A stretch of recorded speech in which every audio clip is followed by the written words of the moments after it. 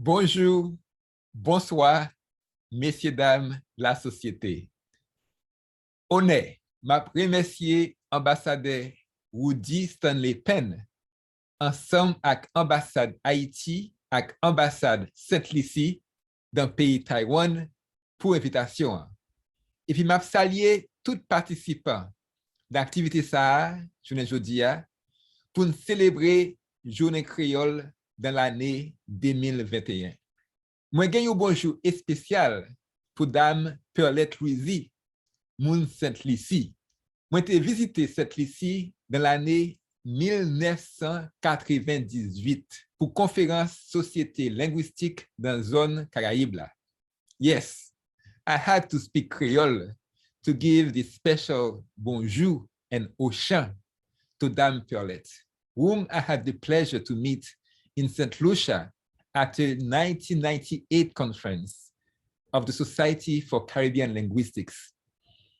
In the Society for Caribbean Linguistics, every day, every single day is Creole Day.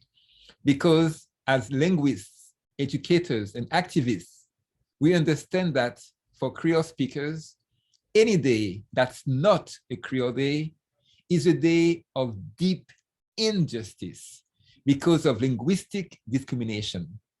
Discrimination in schools, state ministries, courts, media, even in embassies and human rights organizations. And that's a question for us today.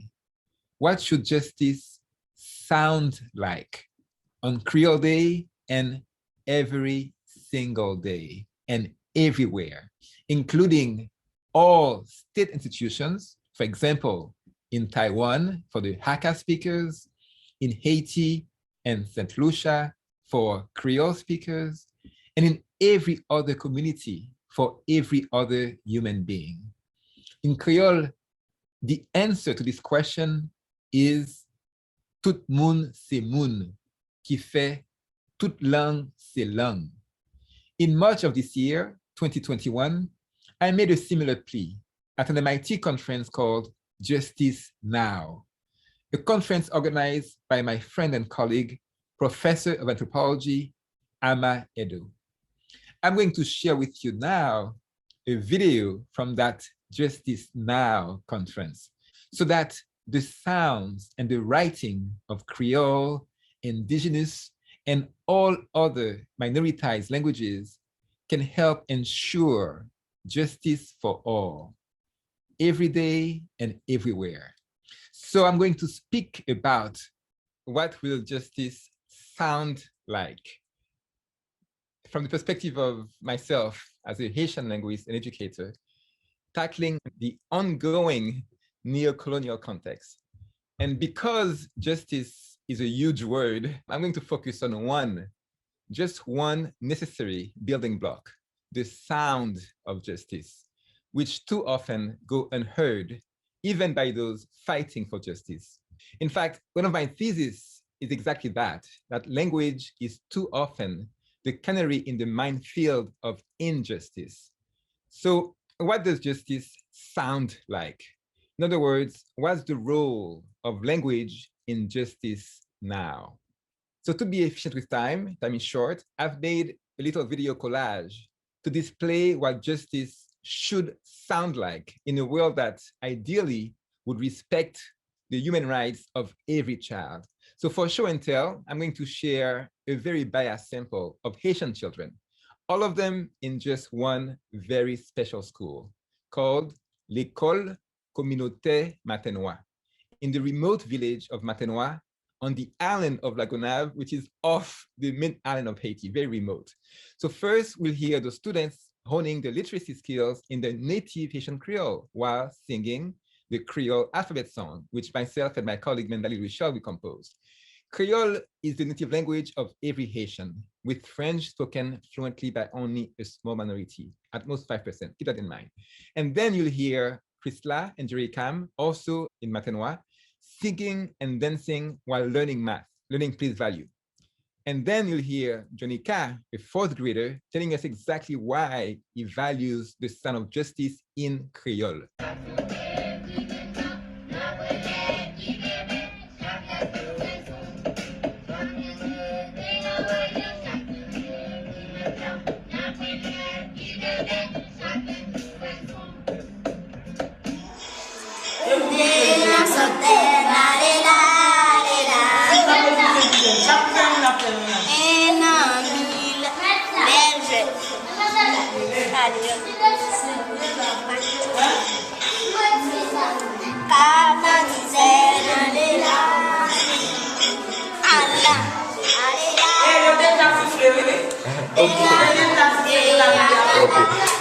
Simon nan drapeau. Ok, la fè on li pou la drapeau. Pour ta plus bon, pour dire que créole ou bien français. Créole. Pour ça.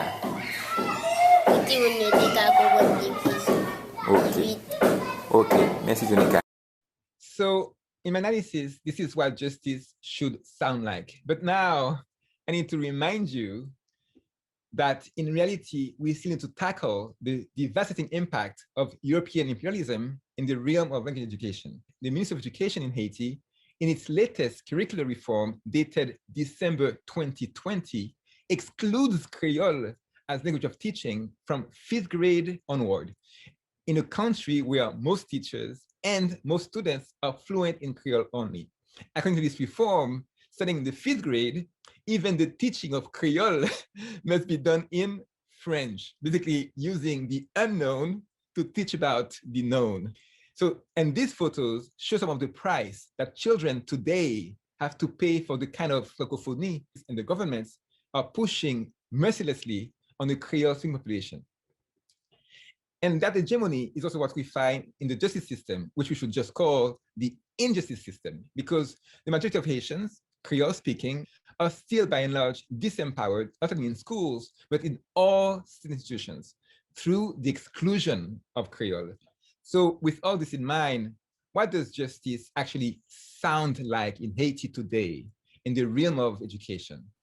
Haïti, c'est pas ni yon rare pays néocolonial côté nous toujours en bas domination langue ancien colon. Et ça, c'est la cause échec dans pifo l'école, et ça, c'est la cause sous-développement pays d'Haïti.